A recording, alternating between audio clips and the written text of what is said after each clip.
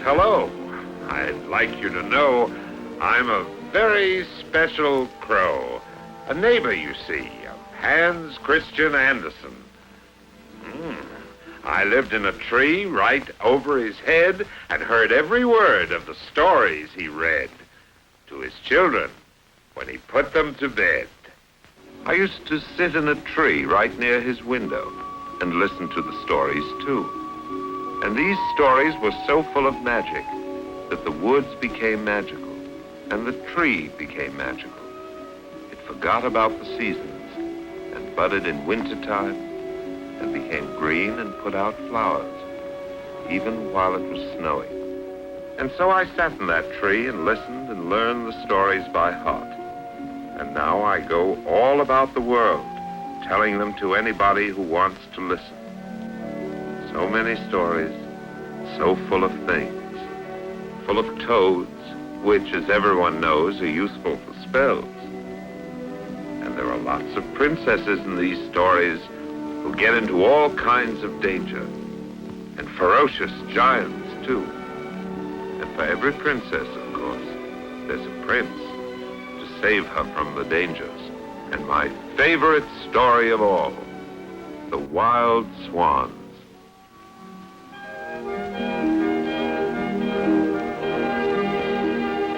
Here, long ago, lived a king named Filbert, who was called Filbert the Foolish, because he wasn't very wise.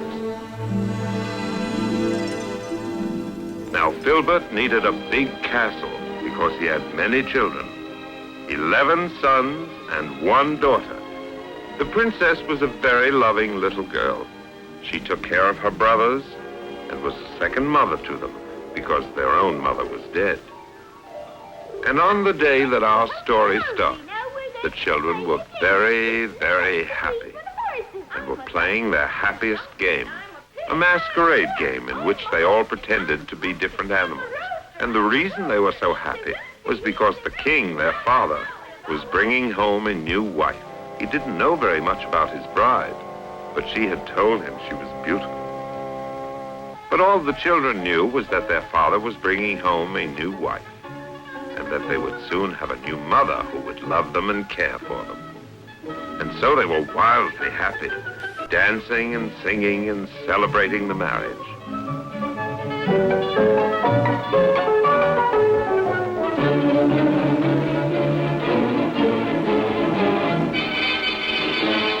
As soon as the wedding was over, the king and queen sped toward the castle.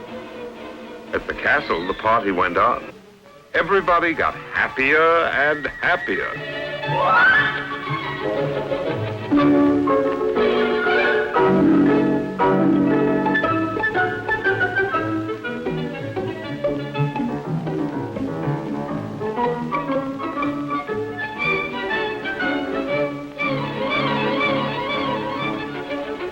The children danced and played and had a wonderful time, and couldn't wait until their father, the king, and their new mother would come home to the castle. The road is open. Quickly, boys. For the horse. And the rooster. And the little kittens, too. They're running as fast as they can right now. The puppy's running. Wow, wow, wow.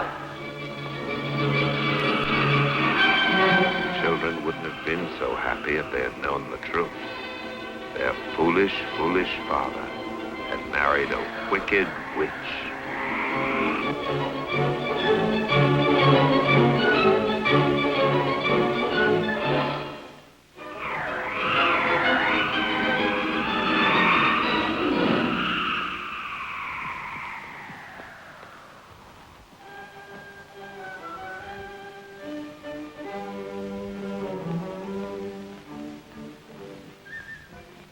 Here are my sons. Children, come along and say hello. This is your new mother. How do you do, Queen? Children, repeat after me. How do you do, Mother? How do you do, Queen? This is my eldest son, Christian. This is Claus. And these are twins, Hans and Knut. That was Herman. And these are more twins, Otto and Ferdinand. And these are Justine, Johann, and August. And so the king kept introducing the queen to the children, growing more and more foolish as he did so, because he felt a little This embarrassed. is my youngest son. And embarrassment always made him sound even more foolish than he normally was. And foolish Filbert didn't realize that his queen was growing angrier and angrier. Finally, when the boys were all introduced, it was the turn of his daughter, the princess. You see, she has been a mother to all my children. All right, I've met quite enough brats for one night. And they'll soon be sorry they met me. Don't worry. Maybe she's nicer than she looks. She'd have to be, wouldn't she? Oh, dear, that isn't what I meant to say. I mean, well, maybe she'll be all right.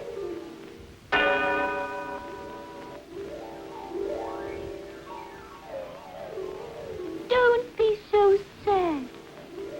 Maybe in time she'll come to love us. And so the long evening came to an end, and everybody went to bed. But the queen was only pretending to be asleep. She waited until it got very dark and very still, and then... The queen was new to the castle, but witches know things that other people don't. For they have eyes like owls and ears like bats, and they can see and hear in the dark. And they know the way to wickedness in every place, even though they've never been there before. And so the queen knew that she had to go downstairs to the dungeon, and there she would find everything her evil plans needed. And so, while everyone was peacefully asleep upstairs, and the king was dreaming his foolish dreams, and the bells were ringing like Sunday, far below, deep in the dark dungeon, the wicked queen was cooking up a powerful spell. A spell so strong and so terrible that even the cat was frightened. Sleep upon her head and give her toadish charms. Sleep under her face so she will be ugly as a toad. Sleep upon her breast. Give her a dim, dull, toadish soul. And now the potion was ready. Now the toads had been created to carry out the witch's evil magic. The queen listened. Everything was still. Even the bell had stopped ringing. So she tiptoed into Elisa's bedroom.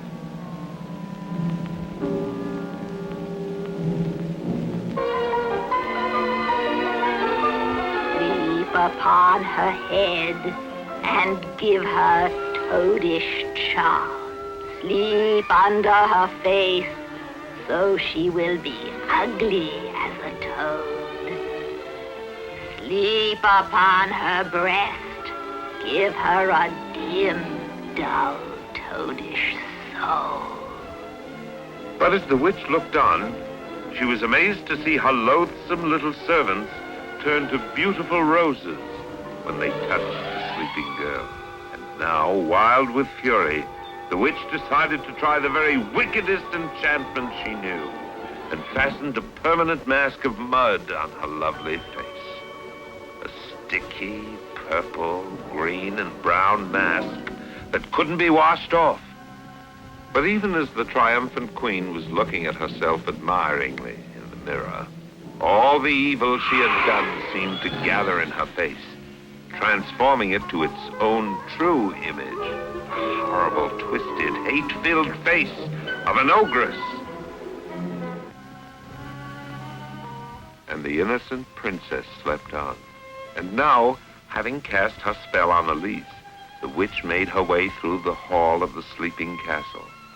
Her work was only half done. Now she had to get rid of the brothers, the 11 brothers who stood between her and the kingdom. For she knew that once the castle was empty of children, she could easily get rid of the foolish king and rule the land herself. But the boys didn't know what was going on. They were too excited to sleep much and were having a grand pillow fight.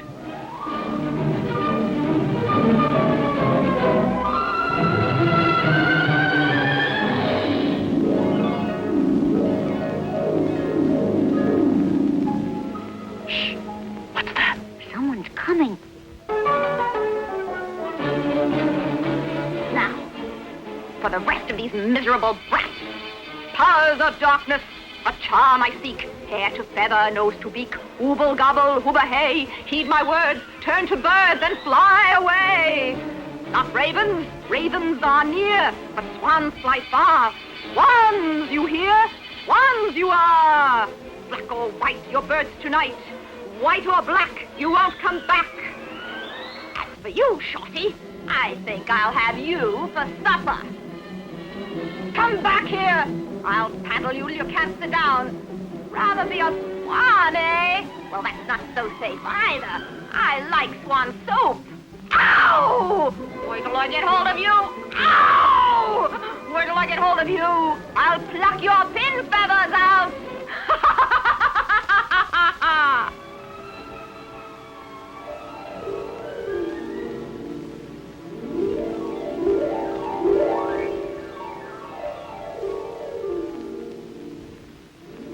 Finally, the long, evil night ended, and morning began. And the queen had a hearty breakfast. She was hungry because wickedness was her work. She had worked hard that night, and the princess didn't know what had happened to her lovely face. As always, she greeted the morning with joy. It was going to be a very full day. First of all, she wanted to make friends with her new stepmother and persuade that lady to be fond of her and to be good to her little brothers. And the sun was shining so warmly, and her heart was so full of love and goodness that she danced with happiness. And so she began the day, the terrible day that was to change her life so, without dreaming that anything was the matter. For her mirror was broken, and she couldn't see what had happened to her face. After she dressed, Elise ran to her brother's room and was amazed to find that the boys had gone. She couldn't understand it. She usually had to wake them up. Why had they arisen so early this morning? What were they doing? Why hadn't they told her? She searched for them in the garden, but they weren't there either. She searched all over the castle for them, from the dungeon to the spire, but she didn't see her brothers anywhere. Then she ran to ask her father. And King Filbert the Foolish and his witch wife were greedily eating. The king did wonder why the queen was smiling so strangely. He was too much afraid of her to ask. But where are my brothers? Brothers? What brothers? Who let this dirty girl in here? Dirty girl? Papa, I'm your daughter. You're Elise. Don't you recognize me? Papa! This dirty girl dares call herself Elisa. Get her out of here. Turn the dogs on her. Yes, the very thing. Throw the child to the dogs. So the great savage hounds were released and began to chase after Elise.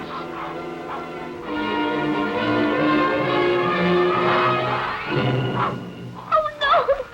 Wait! This is I, Elise! Don't you know me? I'm Elise, your friend, Elise. Remember? The bird remembers. Yes, you do know me. Oh, thank you, dear dogs. You are my friends. My only friends now, I think. Goodbye. Goodbye, boy. Goodbye. Goodbye. Goodbye. She didn't know how her face had changed and couldn't realize that her father simply hadn't recognized her. And then, in the pool, shining like a mirror, she saw the mask of purple mud that her face had become. No wonder her father hadn't known who she was. What had happened? What had changed her? The little princess was so good herself that she couldn't believe the evil of others and didn't realize that this had been done by the lady who had come to the castle, that she had been enchanted by a witch. Finally, worn out by grief, she lay down on the ground and fell asleep.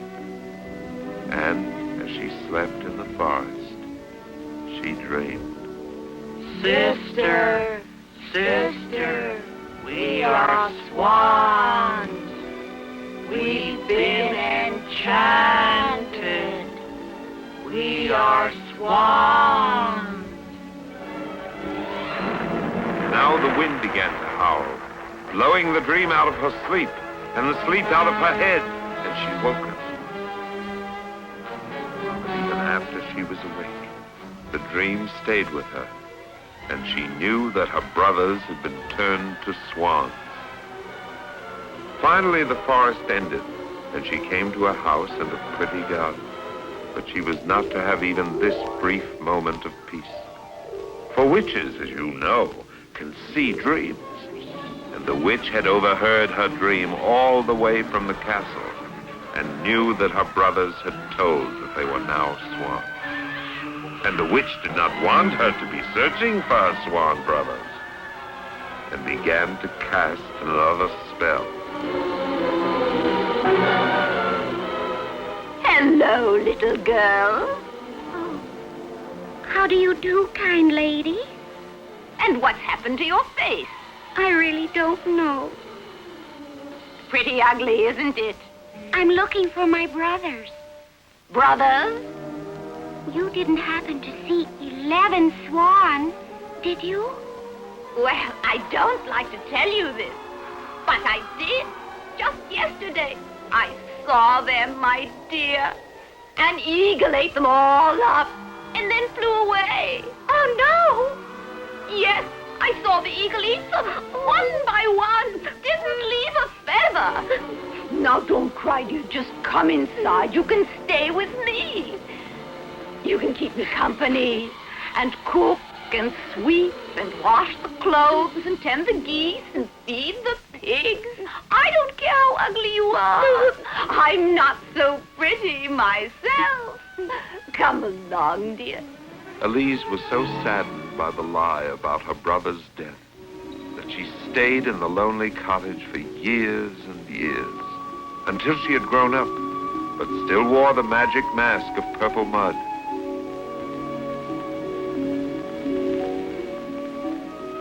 What will I do? Dear waves, tell me what to do.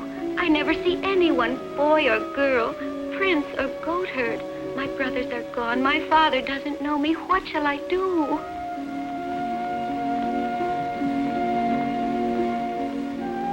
But you can't tell me, can you, waves? All you can do is play with the pebbles and make fishes dance and move under the moon. But you can't tell me what I want to know. But all this time, the swans hadn't forgotten their sister. Each year, they'd come back to the castle looking for her. And although they never found her, they kept searching. Look, swans! Just look at those swans! They're as white as snow. Kill them! Kill them! Kill them! For each one you kill, I'll give a hatful of gold.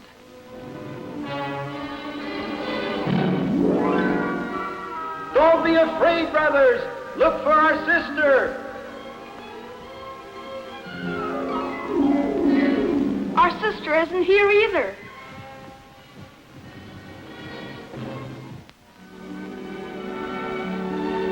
Sadly, the Swan brothers flew away from the castle and resumed their tireless search for their sister.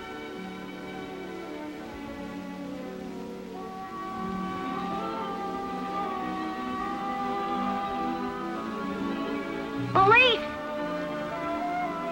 Elise! Elise! Elise! Elise! Elise! Far below, the girl saw the beautiful white swans, and a wild hope leaped in her heart. Could this be her brothers? Her dear brothers? Were these the enchanted swans? Were they alive after all? But no, they're not coming down. They're flying away. And she knew that her hope was a vain one, that these beautiful white swans would not land on her island. She called and called, but they would not come back. They kept flying away. No, I was foolish. It cannot be. Those were not my brothers, because my brothers would have stopped when they saw me. So I must stay here on this island, which will be lonelier than ever now. A deer.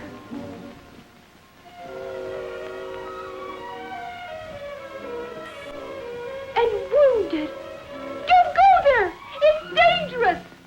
And then, so marvelous to behold, Elise saw the stag gain strength, stand tall, and before her eyes, from a poor wounded animal, he became a very king among stags. If it can do that for him, perhaps it can do something for me, too. Perhaps it can wash away this horrible purple mask of mud. But it's so far down. Maybe it's another trick of the witch. Maybe it's all a mirage. No pool, no stag, only sharp rocks. She wants me to jump and dash myself to pieces. Oh, dear, what shall I do? What shall I do? I'm so afraid. Swans! Oh, Swans! You're here! You're here! And the princess was in despair. These could not be her brothers. They refused to recognize her. These were just strange white birds who would fly off and leave her lonelier than before. And now she knew that the most important thing in life to her was to wash herself clean of the enchantment, or to risk her life trying.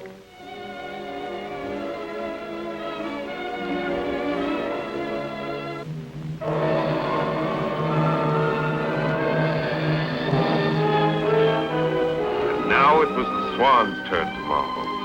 As they saw the beautiful figure of a girl emerge from the pool, they recognized her as their sister, but grown up, and so lovely that they couldn't believe their eyes. And so the princess, overjoyed at finding her brothers again, rides off with them into the sky. Whatever their fate, she intends to share it. Whatever their spell, she intends to break it. And as the sun dives into the water and darkness fell, the swans dived too and landed on a tiny speck of land. And the princess was amazed to see them turning into their own dear selves once again, loosing their feathers and wings and becoming her handsome brothers.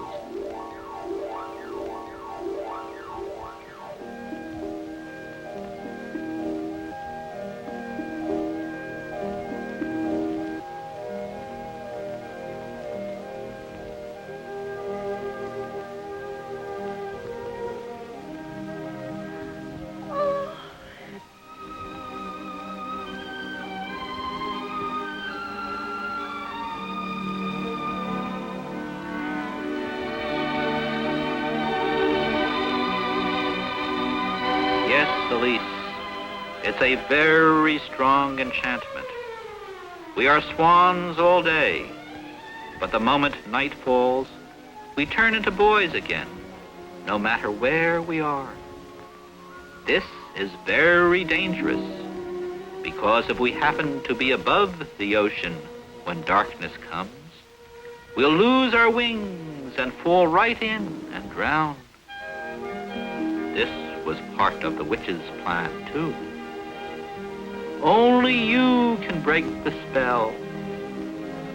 You must weave us a coat of nettles, 11 coats, one for each.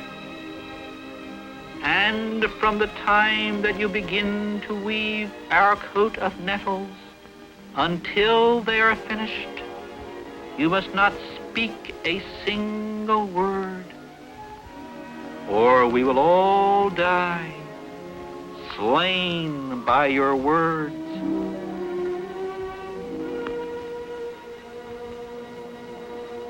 But far away in the castle, the witch was still prowling, still listening with her antenna ears, and she overheard what the boys were saying. And you must weave us a coat of nettles. And the witch was determined that this would never happen.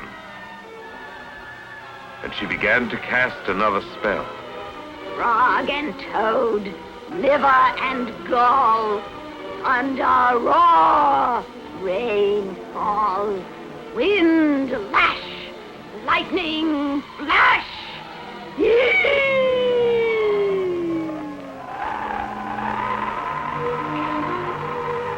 But the swans flew so swiftly that they outraced the storm. And the witch was furious. Sisters of storm, hear my command.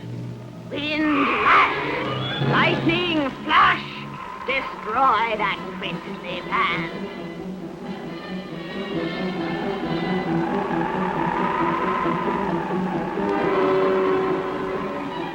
Teeth gnash, fire ash, wind lash, lightning flash. Now the brothers were in deadly danger. The sky was blackened, not only with storm, but with night. And as you know, when night fell, they would lose their wings and become boys again. And if they lost their wings while flying, they would fall into the ocean. And with their last strength, the swans flew desperately, till finally they saw a speck of land far below, just as the last light was fading.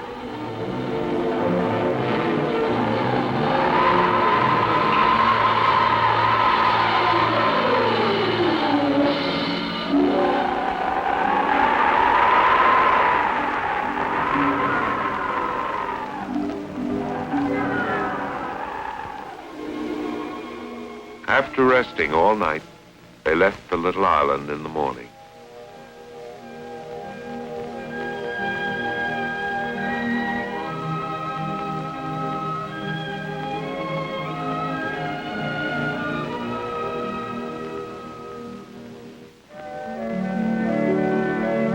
And finally came to another larger island, the loveliest landscape Elise had ever seen.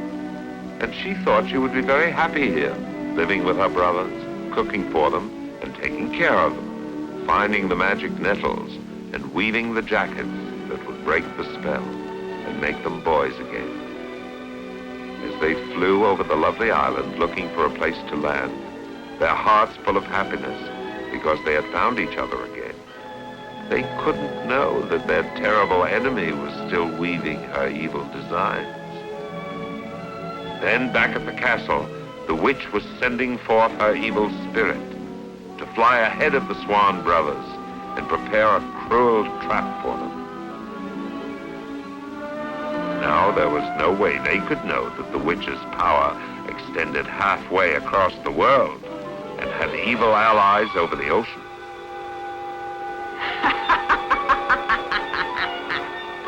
Just wait till they land on that island. Wait till they meet my friend.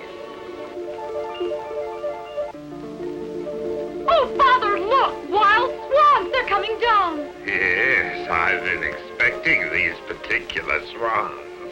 They don't know it, but that stupid sister of theirs is going to help me ruin the king and capture the throne. And believe you me, dearie, what I mean, it'll stay captured.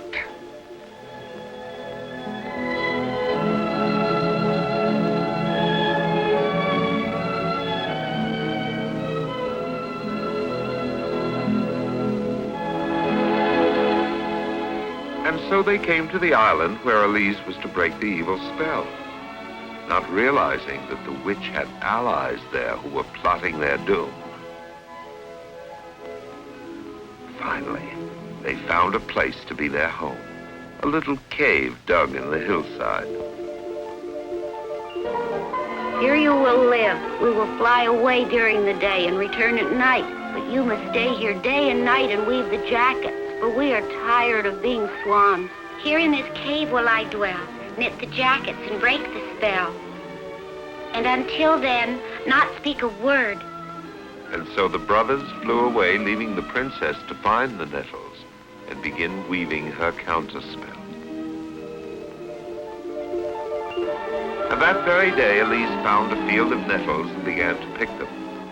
Then she realized how difficult the task would be. For nettles are nothing but a cluster of tiny, sharp little thorns that burn like fire when you pick them. These were magic nettles, so they burned even more hotly and tore Elise's delicate hands. Many times she thought she would have to stop, but each time she told herself, if I stop, the spell cannot be broken, and my 11 brothers will be swans forever. So she kept on picking the fiery nettles. All night long she picked. And the moon rose and fell, and the sun came up, and still she was picking, for she needed enough for 11 jackets.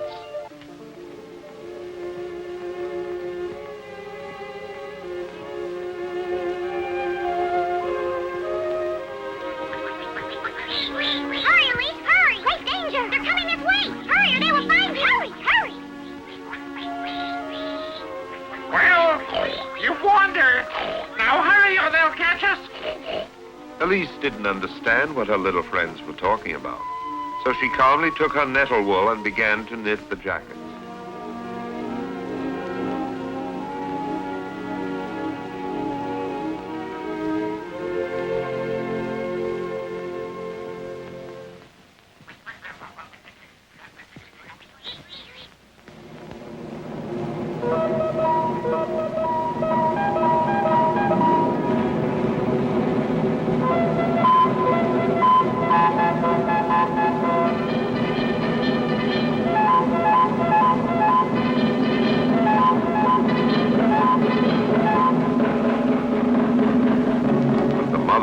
Saw that the hunters were about to catch her children, and forgetting all danger to herself, raced across the hunters' path. Elise heard the sound of the hunt, but didn't know her friends were in danger.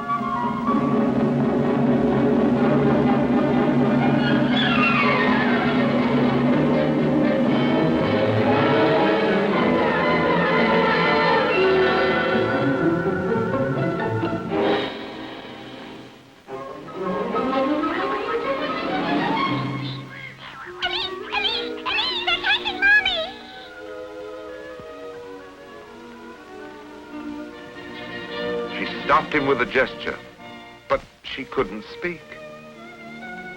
Oh, what a beautiful girl. The most beautiful girl I've ever seen. Look her over, Your Majesty. Not bad looking, eh? She doesn't talk much. A perfect combination. Speak to me. Oh, speak to me, beautiful maiden. Who are you? What's your name? Where are you from? Answer me. The young fool's falling into the trap. Come with me, oh beautiful girl. Come away with me, please. Show her who's king around here, why don't you, Your Majesty? Yes, let's go. Elise couldn't have left us on her own. She must have been carried away. We must find her. Tomorrow when the sun rises, we'll search for Elise. Now here's the scoop, Droop. The king has fallen in love with this stupid little swan girl. Just exactly as I planned. And I'm telling everybody that she's a witch. Water's freezing. Hot water coming up? Oh, now it's too hot. Numbskull, you're a numbskull. Watch now. Watch closely. Eyes open, dear. Wide open. It's the only way you learn. Watch her. She's worth watching.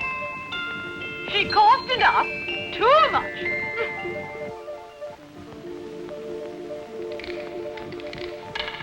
Yes, our poor Elise was taking lessons in court etiquette. The young king was determined to marry her, and he put her in the hands of his mother and his aunt, being advanced ladies.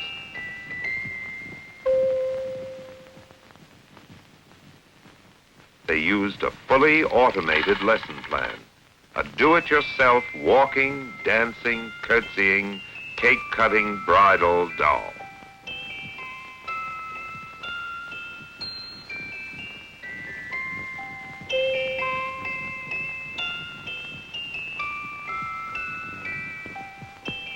I hope she's learned something. Well, she can't be as dumb as she looks.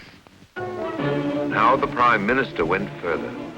He hired a giant assassin who happened to be for rent and instructed him to challenge the king to single combat. The challenge was given, the young king accepted and prepared to fight. King, king, listen to your dream. Beware the giant knight. And do not, please do not coax your bride to talk. So the young king was warned by his dream, and when he woke up, he felt full of fiery strength.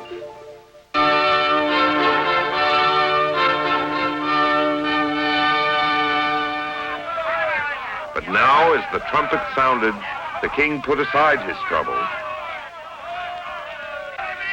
and joyously spurred his horse to a gallop.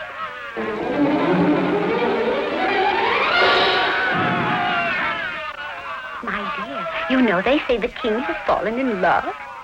Yes, so he has, with a witch.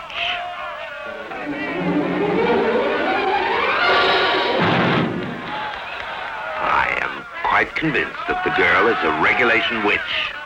The warriors changed their weary horses, and the heralds blew for another passage at arms.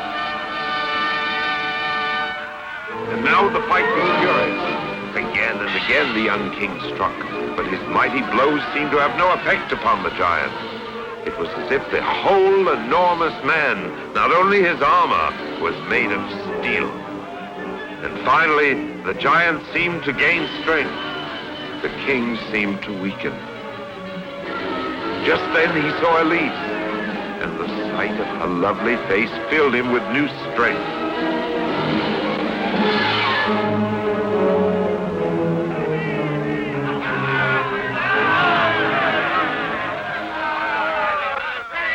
And after the tournament, Elise returned to the castle to await the king. Then the king did something that touched Elise deeply. He gave her a room of her own, where she might finish knitting the jackets in peace. He didn't know what they were for, but he knew they were important to her, and she felt herself falling in love more deeply than ever. But Elise could not answer him, because she had not finished knitting her magic jackets. And so she was not permitted to speak a single word, for if she spoke, her words would turn to daggers, piercing her brothers' hearts, and they would die. Listen carefully now, warthead. I'm giving you a brand new assignment. You keep your beady little eyes on her every second, understand? Yes, sir. You'll catch her doing some good magic, which to the naked eye looks very much like bad magic. Oh, yes. We'll let the king see her doing it, and then he'll think she's a witch, and then he'll burn her. Oh, goody. Understand? Yes. A very ingenious type plan, if I say so myself. Now! Yes, sir, yes. Get cracking. I will, sir, yes. And Elise kept knitting. She was on her last jacket now.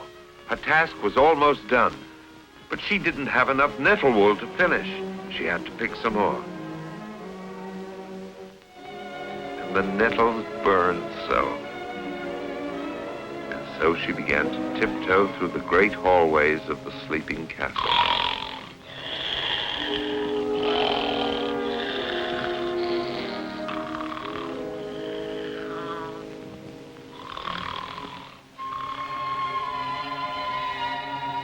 In the meantime, in the garden, the helper is keeping a bleary eye on things. But I'm not afraid. I've got something to keep me warm. What do are you shivering about? You cold too? Well, stay cold. Oh, it's the witch. Yes. Could it be? The princess was entering the garden? Wake up, the witch. Witch? Wake up, Your Majesty. A witch. Which witch? And all this time, the witch was keeping her telescope eyes and her antenna ears sharpened for what was happening on the other side of the world.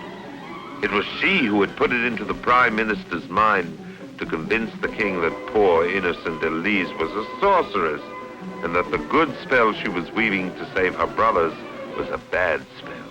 And now she decided to take a hand herself and weave an enchantment that would destroy Elise forever.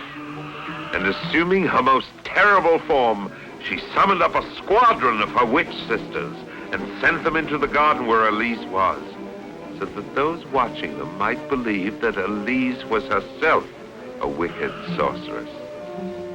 And that indeed is what they saw. And before his amazed eyes, he saw Elise picking nettles in his garden, muttering and talking to herself, and weeping and pulling them up frantically by the roots. He simply could not understand what she was doing. There she is, Your Majesty, down there. See her in the garden, picking herbs by moonlight. She's a witch, a typical witch. I ought to know. I've roasted hundreds of them. Hundreds, thousands maybe, perhaps more, millions. And she'll be 1,000,001.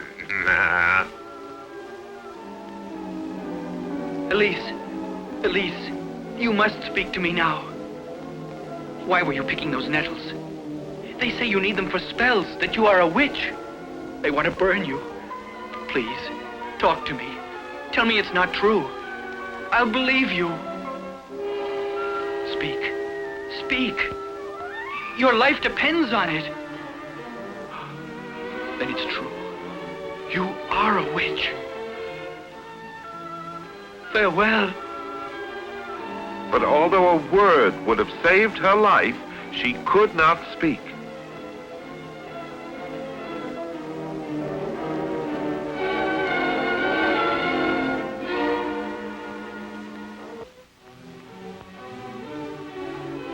Elise! Oh, you've decided to speak. Tell me you're not a witch. Please, tell me. Elise! Elise! She is a witch. Burn her. She will not burn. She must burn. The people demand it. I say no. Please, Your Majesty. Just this once. Be reasonable. Sentence her to the stake. No. Never mind. I hear the hunting horn. They're waiting for you. And so the young king, confused, tormented by doubts, went hunting. And now the wicked Prime Minister seized the moment when the king had ridden off to pass sentence of execution on the princess. By order of the king. The witch who doesn't speak is sentenced to be burned. She is to be given straw to eat and gasoline to drink, so she will burn more hotly. By order of the king. Her ashes will be strewn on the nettle field. By order of the king. All this time, her brothers were searching desperately for Elise. They didn't know she had been taken to the castle, that she was loved by the king and hated by the Prime Minister. Oh, Elise, can we help you? Hello, Elise, hello, Elise, good morning, Elise. For no matter what her own troubles, the girl always remembered her little friends. Where's your manners, children?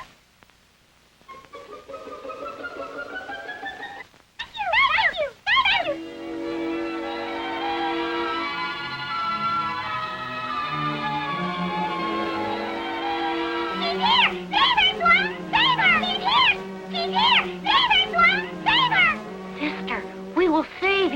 brothers and I. Be brave.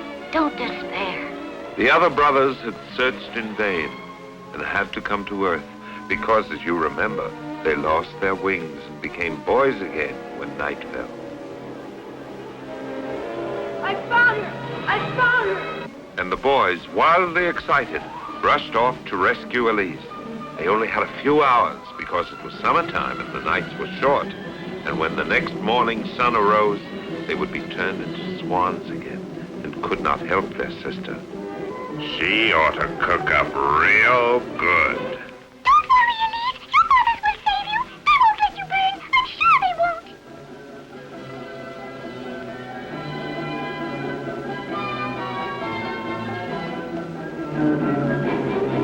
She ought to make a very interesting barbecue. But it's not altogether sure that there was no one to save her. Her brothers were charging toward the prison.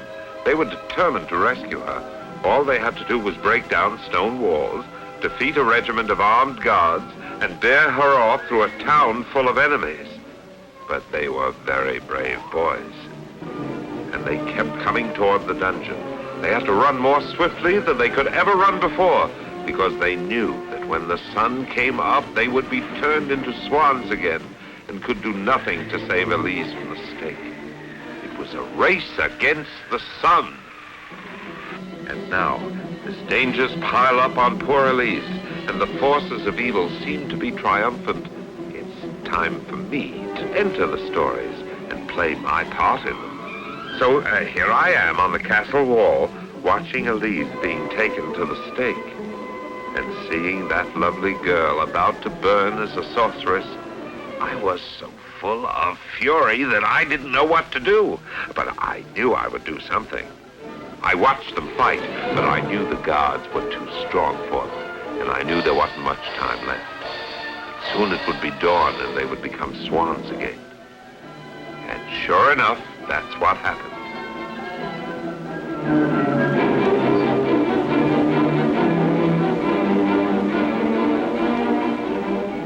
So I flew out to warn the king. Hurry, King, hurry! They're burning Elise. They'll leave nothing but ashes.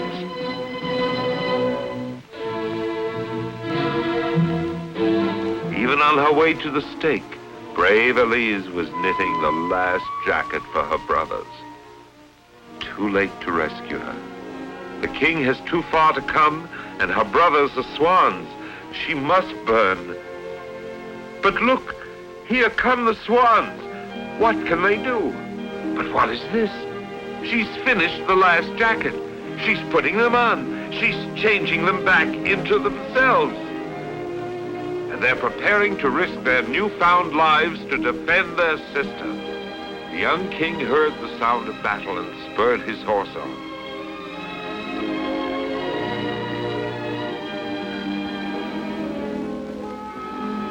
All the king saw was a dazzle of flames and 11 strange faces. Then he saw Elise. Elise, you have been working enchantments. You've changed everything. At last I can tell you. I love you. And there, in the red light of the flames, he heard the girl's voice for the first time. And she was able to tell him all about the evil enchantment and her vow of silence, and promised she would never keep secrets from him again. And now we shall have joy, friendship.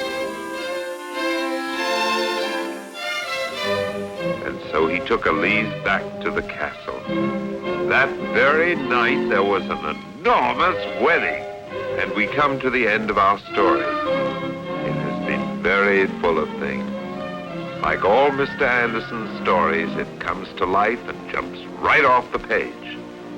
And you can be sure that all the wicked enchantments, all the magic storms, all the great hunts, all the sword shocks and clash of spears, all the danger and all the pain, all the fire of these events will be transformed into shining hours of victory and love. And everyone, as in every good fairy tale, will live happily ever after.